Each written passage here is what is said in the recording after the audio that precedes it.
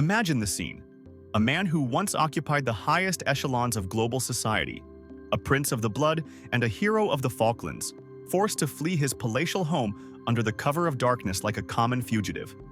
This wasn't a scene from a Shakespearean tragedy, but the reality for Prince Andrew, who was recently ousted from the 30-room royal lodge in what can only be described as the ultimate royal eviction.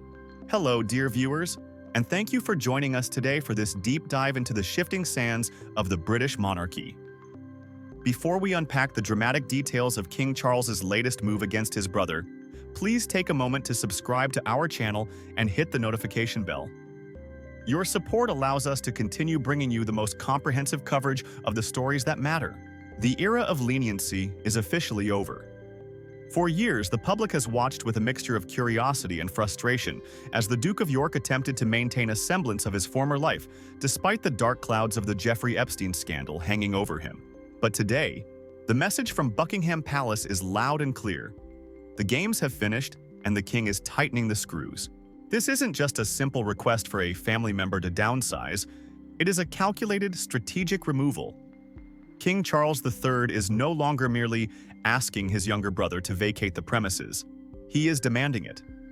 The Royal Lodge, a sprawling mansion in Windsor that has been Andrew's sanctuary for decades, is now a symbol of a past the crown is desperate to leave behind. The grace period has expired, and the consequences of Andrew's past associations have finally caught up with him in a way that is both physical and permanent. To understand the weight of this decision, we must look at what tightening restrictions actually looks like in the world of royalty. It's not just about moving boxes, it's about the systematic dismantling of a lifestyle. Reports indicate that the king has moved to slash Andrew's security detail, cut off his access to the palace kitchens, and significantly reduce his private funding. Imagine living in a world where your every move was once guarded by elite specialists, only to find the gates barred and the protection withdrawn. For Andrew, this came as a profound shock. Insiders suggest that despite everything, the Duke truly believed his brother would eventually show him mercy. He leaned on the bond of blood, perhaps hoping that the fraternal connection would outweigh the mounting pressure of public opinion and the relentless drip-feed of the Epstein files. He was wrong. The king's priority is the survival and reputation of the monarchy itself, and in that grand calculation, even a brother can become a liability that must be managed. The catalyst for this sudden acceleration in Andrew's departure was the release of a new batch of documents and photographs linked to the late Jeffrey Epstein. One particular image, a photograph showing Andrew in a compromising or at least highly questionable position, crouching over a young female, sent shockwaves through the palace. It wasn't just another headline. It was a visual confirmation of the scrutiny that continues to haunt the royal family. The king was reportedly not amused in the slightest when, amidst this renewed media frenzy, Andrew was seen casually riding horses and driving around the Windsor estate, even waving to passers-by as if nothing were wrong. To the king, this wasn't just a tone-deaf, it was an act of defiance. It signaled that Andrew still didn't grasp the gravity of his situation or the damage his public presence was doing to the crown. As a result, the timeline for his departure was moved up drastically. Originally, it was whispered that Andrew might have until Easter of 2026 to find alternative arrangements. That timeline has been shredded. The ousting, as some are calling it, happened in the dead of night. Andrew was forced to vacate the 30-room mansion and relocate to Wood Farm on the Sandringham estate, a much humbler residence that was once the quiet retreat of his father, Prince Philip. The move to Wood Farm is heavy with symbolism. While it is a comfortable home, it is a far cry from the grandeur of the Royal Lodge. It is a place for retirement, for staying out of sight, and for reflection. By moving him there, the king has effectively placed Andrew in a gilded cage, far from the prying eyes of the Windsor tourists and the cameras of the global press. But the restrictions don't end with the change of address. In a move that many see as the ultimate indignity, Andrew has been told that he cannot simply return to the Royal Lodge to pick up the items he left behind in his haste. He must now inform royal aides and receive explicit permission before setting foot on the grounds. Any return to his former home must be done by strict appointment only. This is the treatment usually reserved for a former employee or a distant acquaintance, not a prince of the United Kingdom. Royal experts, including Hilary Fordwich and Helena Chard, have noted that this is the final confirmation of Andrew's new status. He is officially a persona non grata. There is no path back to public life. The titles are gone, the residence is gone, and now the freedom to move about the royal estates as he pleases has been revoked. Prince William, the Prince of Wales, is also said to have played a significant role in this transition. It has been no secret that William has long advocated for a firm boundary between the working royals and his uncle. For the future king, the preservation of the institution's integrity is paramount. He sees Andrew not just as a disgraced relative, but as a threat to the very future of the throne he will one day inherit.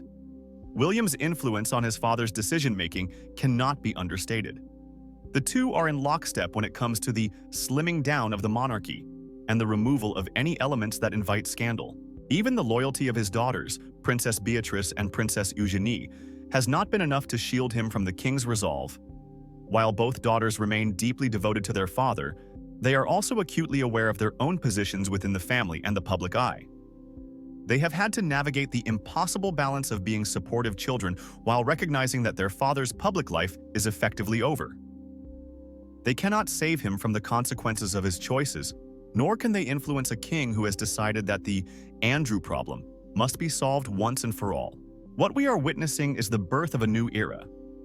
King Charles is proving to be a monarch who values discipline and the reputation of the crown above personal sentiment. The parasitism, as some critics have harshly labeled the Duke's long-standing reliance on royal perks despite his lack of official duties, has come to a definitive end. The king is exasperated with the fallout, according to those close to him. He is tired of the headlines, tired of the explanations, and tired of the shadow his brother casts over every royal event. By moving Andrew to the isolation of Sandringham and stripping away the last vestiges of his princely lifestyle, Charles is attempting to close a chapter that has plagued the family for years. However, the question remains: will this be enough? With the possibility of further police investigations or more documents emerging from the Epstein archives, the media frenzy is unlikely to subside entirely. But for now, the king has drawn a line in the sand. He has shown that he is willing to make the hard choices, even when they involve his own flesh and blood.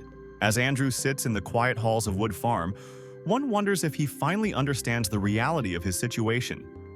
The days of waving to crowds from the back of a luxury vehicle are over. The days of 30-room mansions and palace-catered meals are gone. He is a man who must now live out his days in the shadows, a stark reminder that in the modern world, even a prince is not above the consequences of his actions. The British monarchy is evolving. It is becoming leaner, more focused, and significantly less tolerant of those who bring it into disrepute. King Charles's message to Andrew and to the world is clear. The crown comes first. Always. We want to hear from you. Do you think King Charles has been too harsh on his brother?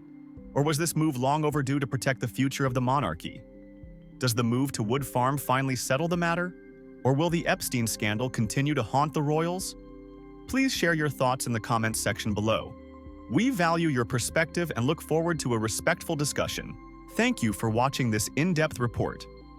If you found this analysis informative, please give the video a like and share it with others who follow the stories of the royal family. Don't forget to subscribe for more updates on this and other developing stories. Thank you for your time, and we look forward to seeing you in our next video. Until then, take care.